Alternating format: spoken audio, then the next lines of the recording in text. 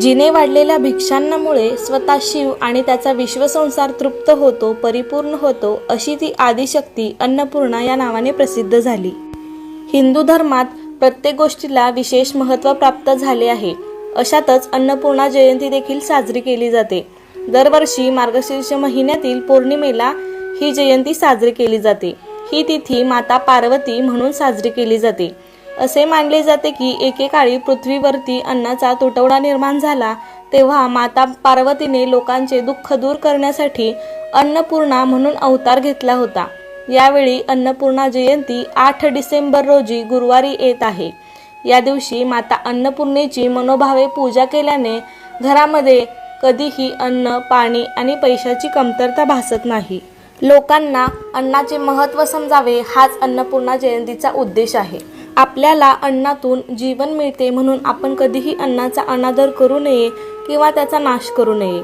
अन्नपूर्णा जयंतीच्या दिवशी स्वयंपाकघर स्वच्छ करून गॅस, स्टोव आणि अन्न यांची पूजा केली जाते। नमस्कार, अन्वीज मराठी अन्नपूर्णा जयंती दिवशी अन्नपूर्णा मातेची पूजा कशी करायची हे मी तुम्हाला आजच्या व्हिडिओमध्ये दाखवणार आहे। त्याचबरोबर तुम्ही जर नवीन मूर्ती आणत असाल तर ती कोणत्या दिवशी आणावी, तिची स्थापना कशी करावी, देवघरामध्ये पूजा कशी करावी हे संपूर्ण मी तुम्हाला दाखवणार आहे। तर व्हिडिओ शेवटपर्यंत पाहायला विसरू नका।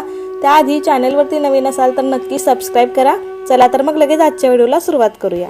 अन्नपूर्णा जयंतीच्या दिवशी पहाटे सूर्योदयाच्या वेळी उठून अंघोळ करून पूजास्थळ व स्वयंपाकघर पूर्णपणे स्वच्छ करायचं आहे। तर या ठिकाणी मी पूजास्थळ स्वच्छ करून तिथे रांगोळीने श्री अन्नपूर्णा देवी प्रसन्न असं लिहिलेलं आहे। त्यावरती हळदी कुंकू टाकायचं आहे। तुम्ही श्री अन्नपूर्णा देवे नमः असं सुद्धा लिहू शकता। त्याचबरोबर मी कडेला तिथे एक स्वास्तिक पण काढलेली आहे, त्यावरती सुद्धा हळदी कुंकू टाकायचं आहे। आपण त्या ठिकाणी अन्नपूर्णा देवीची पूजा करणार आहोत। तुम्ही देवघरामध्ये सुद्धा करू शकता। स्वस्तिकवरती मी एक छोटासा पाट ठेवलेला आहे, त्यावरती आपल्याला स्वच्छ असं लाल वस्त्र अंथरून घ्यायचं आहे। आपल्या देवघरात अन्नपूर्णा असतेच, पण ती कशी ठेवावी व त्याची पूजा उपासना कशी करावी याबद्दल बऱ्याच जणांना माहिती नसते। तर आता आपण आजच्या व्हिडिओमध्ये अन्नपूर्णा देवीची मूर्ती कशी ठेवायची हे सांगणार आहोत। तर अन्नपूर्णा देवीची मूर्ती ही दिसायला अशी असते। त्या देवीने हातामध्ये अशी आडवी पळी धरलेली असते। अशा प्रकारे तुम्ही अन्नपूर्णा देवीची मूर्ती ओळखू शकता। एका ताम्हणामध्ये मी ही मूर्ती ठेवलेली आहे आणि त्याला आपण अभिषेक करणार आहोत। प्रथम पाण्याने आणि त्यानंतर पंचामृताने अभिषेक करायचा आहे। श्री अन्नपूर्णा देवे नमः, श्री अन्नपूर्णा देवे नमः, श्री अन्नपूर्णा देवे नमः। त्यानंतर पुन्हा स्वच्छ पाण्याने मूर्ती धुवून आपल्याला एका स्वच्छ कपड्याने पुसून घ्यायची आहे। असे म्हटले जाते की ज्या घरावर अन्नपूर्णा देवीची कृपा किंवा अन्नपूर्णा देवी प्रसन्न असते त्या घरामध्ये अन्नधान्याची कधीही कमतरता भासत नाही। त्या घरात सर्वजण निरोगी राहतात। त्यामुळे तुम्ही सुद्धा अशा प्रकारे अन्नपूर्णा देवीची स्थापना किंवा पूजा नक्कीच करा। तर त्यासाठी इथे आपल्याला एक वाटी किंवा प्लेट घ्यायची आहे। तर या ठिकाणी मी स्वच्छ अशी एक वाटी घेतलेली आहे। त्या वाटीमध्ये अर्धे असे तांदूळ मी भरून घेणार आहे। आपण या तांदळामध्ये अन्नपूर्णा देवीची स्थापना करणार आहोत। या ठिकाणी तुम्ही तांबे, पितळ, चांदी किंवा मग स्टीलची वाटी तर आपल्या सर्वांच्याच घरामध्ये असते, तर स्टीलची वाटी घेऊ शकता किंवा छोटीशी प्लेट घेतली तरीही चालेल। त्यामध्ये तांदूळ भरून त्यावरती हळदी कुंकू टाकायचं आहे आणि त्यावरती आपण श्री अन्नपूर्णा देवीची स्थापना करणार आहोत।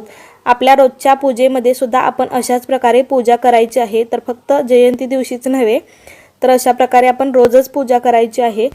त्यानंतर आपण त्याच बाजूला थोड्या अक्षता ठेवून त्यावरती हळदी कुंकू टाकून श्री गणेशाची स्थापना केलेली आहे आणि त्यानंतर आपण अग्निदेवतेच्या साक्षीने पूजेला सुरुवात करणार आहोत। तर त्यासाठी थोड्या अक्षता टाकून त्यावरती पुन्हा हळदी कुंकू टाकून आपण त्यावरती एक दिवा ठेवलेला आहे। या ठिकाणी तुम्ही तुपाचा सुद्धा दिवा घेऊ शकता।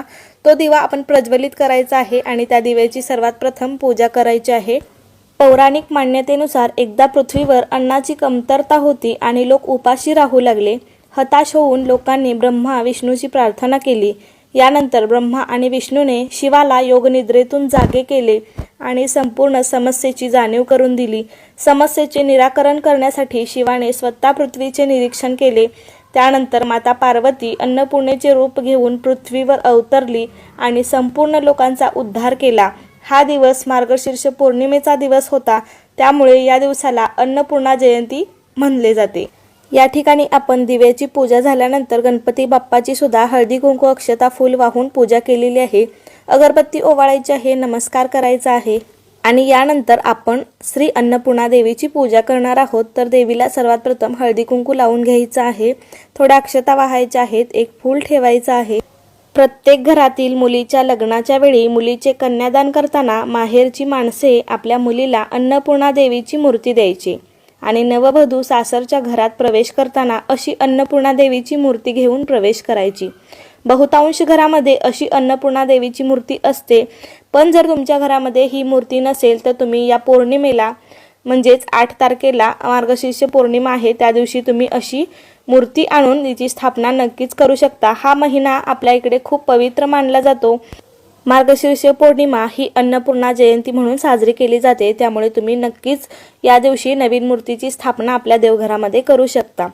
इथे मी पूजा झाल्यावरती दूध साखरेचा नैवेद्य देवीला दाखवलेला आहे, नमस्कार करायचा आहे आणि त्यानंतर आपण गॅसची सुद्धा पूजा करणार आहोत। तर आपण गॅस सुद्धा स्वच्छ धुवून घेतलेला आहे। तुम्ही गॅस, शेगडी, स्टोव ज्याची पूजा करणार असाल ते स्वच्छ आधी करून घ्यायचं आहे।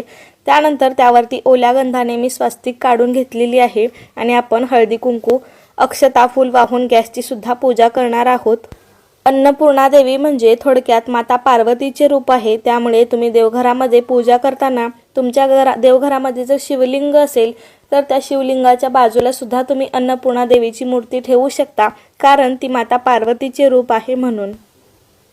आपण या ठिकाणी गॅसची सुद्धा पूजा करून घेतलेली आहे, अगरबत्ती ओवाळलेली आहे, अग्निदेवतेला सुद्धा आपण नैवेद्य दाखवायचा आहे। इथे सुद्धा मी पाण्याचं मंडल करून त्यावरती दूध साखरेचा नैवेद्य ठेवलेला आहे। त्यानंतर अग्निदेवतेलाही नमस्कार करून घ्यायचा आहे। तर देवघरामध्ये सुद्धा ठेवताना तुम्ही ही मूर्ती कधीही वस्त्रावरती ठेवायची नाहीये, तर एका छोट्या प्लेटमध्ये किंवा वाटीमध्ये तांदूळ घेऊन त्यामध्ये मूर्तीची स्थापना करायची आहे आणि दररोज फक्त आपलं हळदी कुंकू लावून, फूल वाहून, अगरबत्ती ओवाळून आपण रोजची ही पूजा करू शकता। त्यातील धान्य आहेत, गहू किंवा तांदूळ ठेवू शकता, ते धान्य तुम्ही आठवड्याला बदलायचं आहे। त्यामधील थोडे धान्य आपल्या धान्यामध्ये मिक्स करायचं आहे, उरलेलं पक्ष्यांना घालू शकता किंवा सगळंच मिक्स केलं तरीही चालेल। त्यानंतर आपण कापूर लावून अन्नपूर्णा देवीची आरती करायची आहे।